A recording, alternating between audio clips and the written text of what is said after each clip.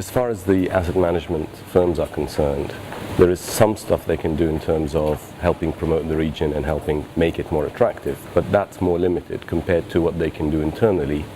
I think the key factors in terms of what asset management firms can do in the region is really to be prepared for the next wave. These markets are evolving and developing very quickly, and each one of these big waves in terms of change or market moves usually heralds the next phase. So it's looking at the product, what's offered to clients, how innovative they can be in terms of the service or the offering or what it offers, and in terms of their own internal structures, efficiency, and how to make the actual product or service they offer to their clients more attractive.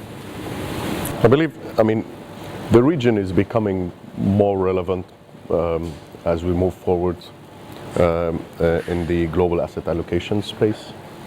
And if we're talking about the business in terms of like asset management business and the growth of the asset management business of this region or in this region, I believe, I mean, we have no issues in like predicting or forecasting tremendous growth in that business in the region, in many areas, the fixed income space, the equity space, the pension fund space, pension management space, and in private wealth management. I mean, the proliferation of that business is going to be amazing going forward. The fact that the region is providing an alternative to whatever is available out there in terms of geography, in terms of local demand, locally driven demand, in terms of cash surpluses from oil and the government spending that the GCC governments can afford because of that cash surplus. And as Amin said, I mean, we are here to provide access to those markets, access to whatever is available out there in terms of opportunities, in terms of investment ideas. And so all what we can do is promote and package whatever is available out there to sell to the world, and so our business will be a reflection of whatever is happening on the ground actually.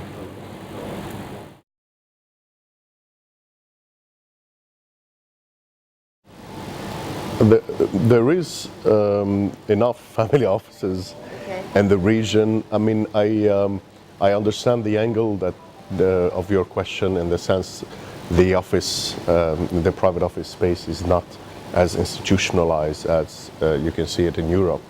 The multi-private office approach doesn't exist or is embryonic, and the institutional private office approach is not there. I mean, it's early stage at all levels, not only in the private office space. It's early stage in the private wealth management space. It's early stage in the pension management space, even in the mutual fund space and in the alternative space. So across the board, and yes, it applies also to the private office. I'd say the answer to your question is yes, very much like Walid said, except there's an implicit assumption in it that somehow the predominant interest in the regional markets has to come from the region. I think it has to come from the region first to trigger international investors. But what we need to remember is there is no captive market here to invest in the region itself. The region has been, especially in the GCC, has been an exporter of capital and seeking investment opportunities globally, both in terms of the institutions, sovereign wealth funds, large expat population that tends to invest back home anyway, and even down to the retail level, investors have been interested in looking globally. So we as investors in the MENA region are competing with every asset class that's attractive out there. So in that sense, even for the domestic regional investor base, we are competing with all asset classes globally.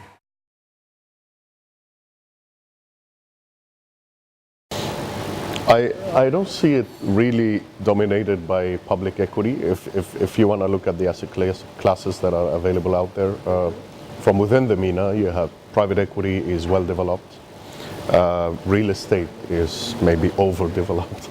I mean, and equity, public equity is there.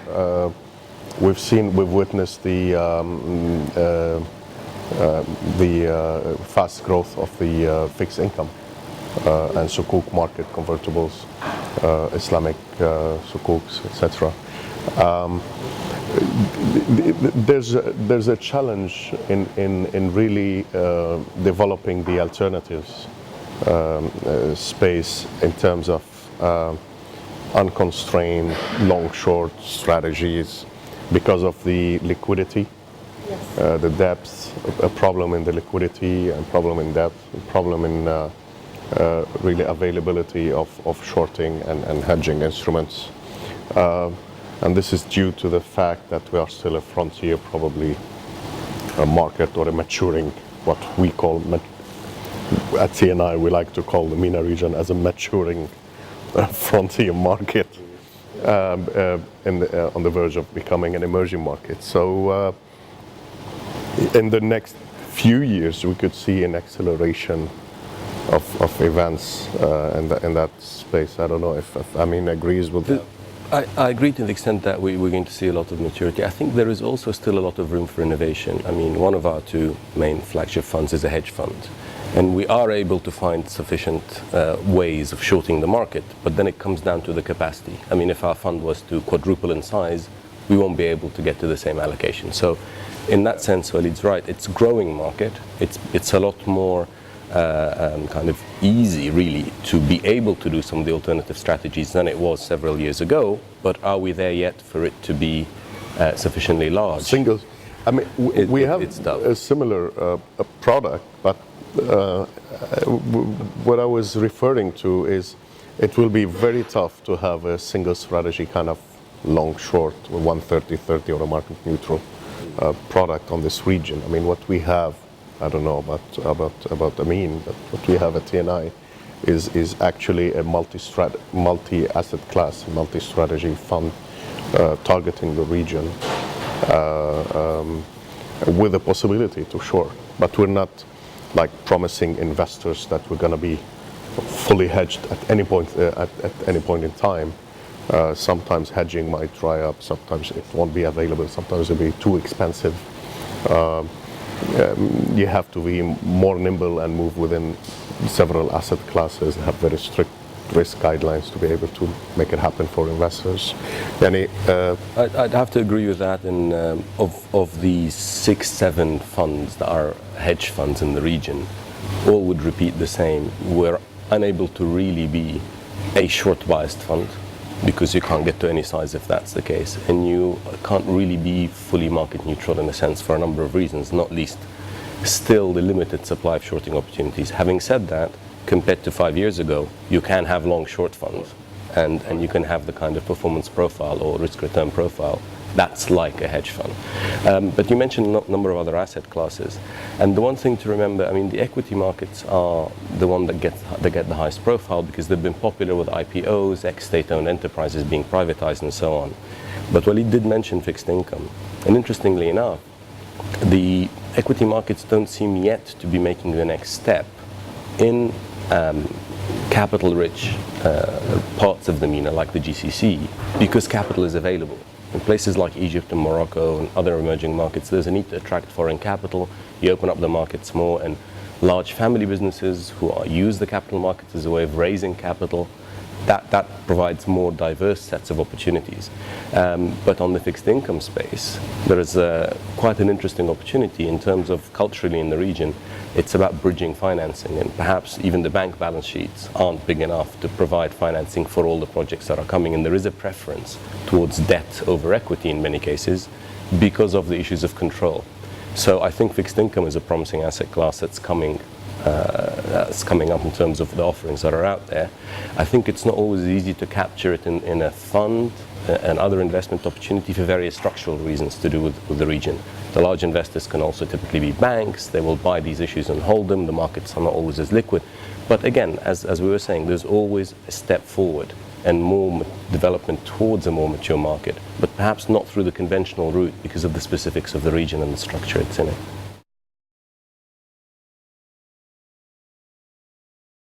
I would say clearly that puts the parts of the region at least on the radar screen.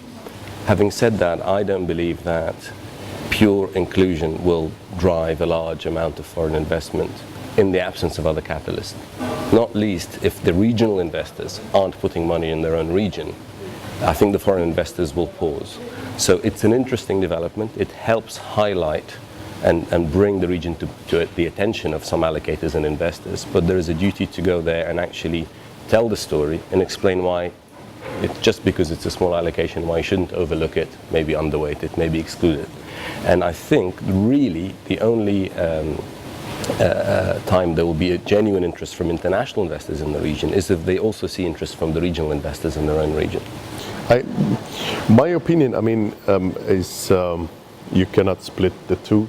There's no boundaries between local investors and foreign investors, and those investors constitute the investment community of the region, and they are in communication, and they are influencing each other's decision. Whenever you see a huge interest coming from institutions abroad, this affects also financial advisors in global banks, which will be sending recommendations across the globe and including their regional clients about the benefits of investing in these markets. So it's, I mean, the thing that we have achieved is really widened to what we have really expanded and widened the scope of our investors universe and profiles, and I think it will lead investors will lead each other, right? I mean, it's a global village, and information is flowing quickly and is exchanged quickly among those investors.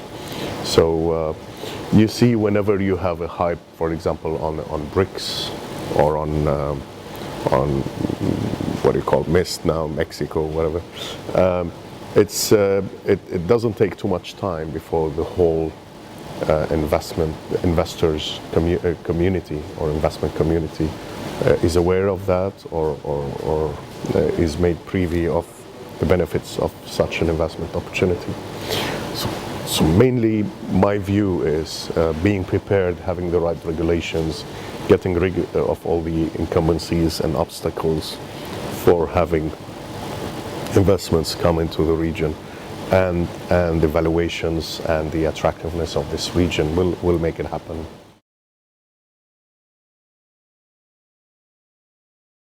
I think much of the risk is apparently discounted in the prices, is accounted for.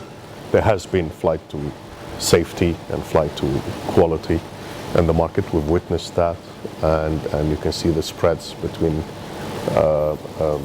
AAA rated or sovereign risk-free yields and more risky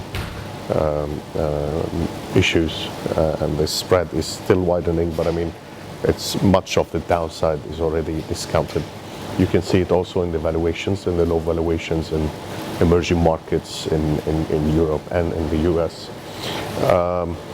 The $100 million question is, will this problem be contained in Greece, or will we witness a contagion effect throughout the PIGS? And then if there is contagion effect, will the world stay immune from that? I mean, if I had the answer, I would be making millions right now.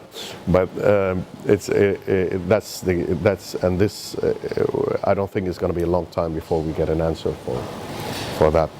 I don't know. I mean, what is very binary question, and I think everybody is confused now, just to a large extent, and it's hard to dig back into history and say, well, we know what will happen afterwards.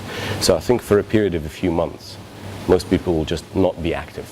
So as far as the markets are concerned, or valuations of the economies, everybody will just slow down and not take any decisions until it becomes clear. We can try to look longer term. Once we have a better idea of the full impact of what's going to happen, then I think there might be some benefits to being in the MENA region from an economic perspective, because this is all about sovereign solvency, reserves, deficits, and at least the GCC part of this, of the MENA, is in the highest ranking as far as that is concerned. So there's this nice cushion there that will allow it to perhaps survive that crisis better than others.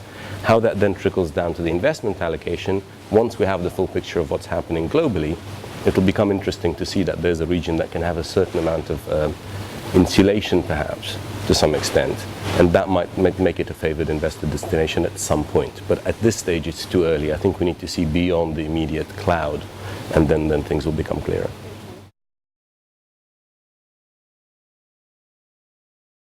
Business idea. I would say something that would really take this business to the next level would be the development of the corporate pension management business in the region, and having regulations for that. That could take the whole asset management business to the next level. I'd say go to clients who are able to distribute to retail and find their client's problem and solve it for them. I don't think we see enough innovation amongst the large institutions in the region that are able to get to retail, and we should be able to provide them with creative ideas that help us all benefit.